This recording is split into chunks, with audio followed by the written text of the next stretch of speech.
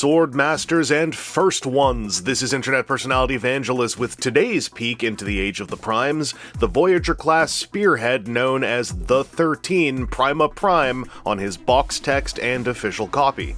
I'm probably just gonna call him Prima, since my ridiculously powerful memory can easily recall that he is one of the Primes, and that there are 13 of them. This video has been sponsored in part by ToyHacks.com, providing reproduction labels, full-scale upgrade sheets, and armory weapon packs since 1999. Enhance the 13 primes with copious flair and multiple option decals. Hacksing your toys supports the channel. Supporting the channel feeds the machine. The first of the primes ends up looking like the progenitor of that guy, proper noun, exemplifying an average Cybertronian dude in just about every way. He's got an average bipedal build, his details are vaguely blocky and vaguely greebly, with a slight tint of knight-like grace, and his head design is delightfully modeled after that one particular that guy from the Matrix Mind Trip history sequence in 5 Faces of Darkness. Prima is very Covenant-derived from the neck down, with shoulder pads that apparently draw from the statue seen in the Cyberverse cartoon. Regardless, it's a very decent delivery with helpful pops of blue all over the place to stave off the inherent drabness of his off-white and gray primary color scheme.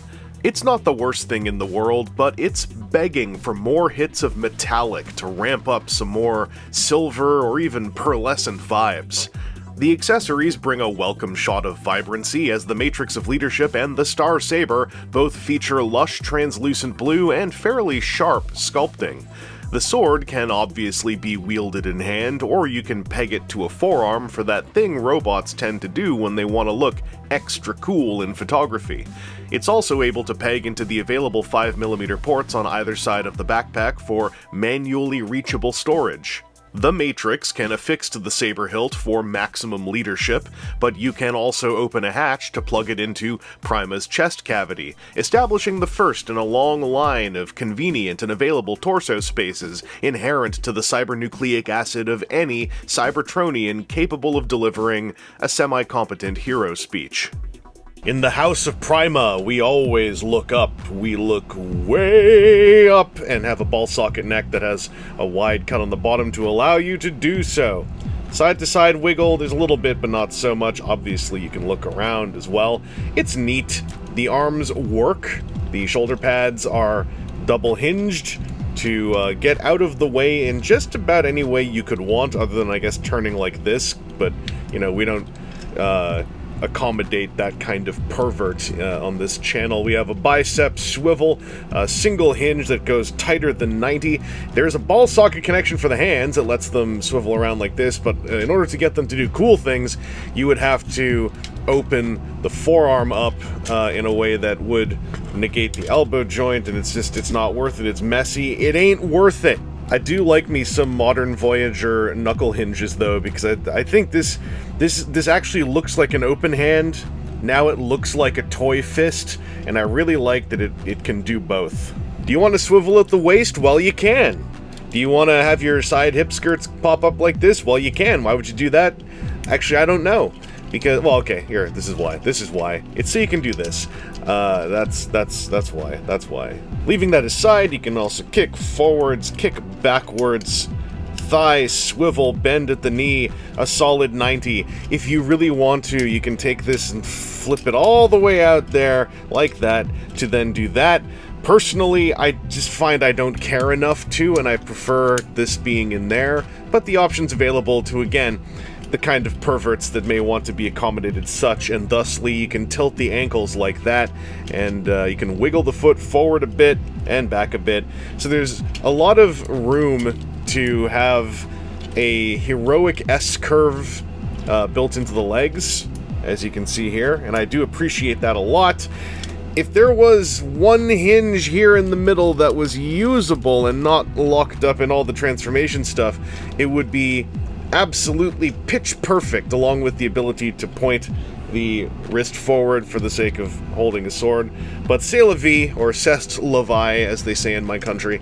I simply have a pretty cool, articulate robot demigod as opposed to one who can, like, reach down and curl over and, I don't know, man, open some colon up and, where's this bit going?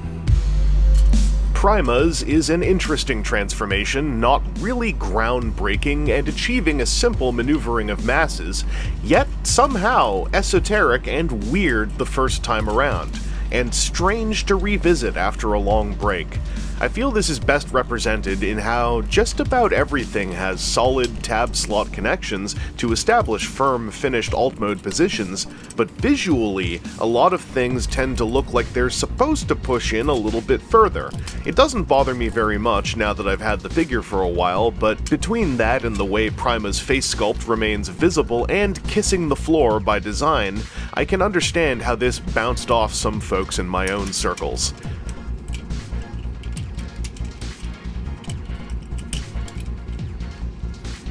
The tactile feedback of all those tabs is very satisfying to me, though, and has made this a fun piece to mess with in the long run.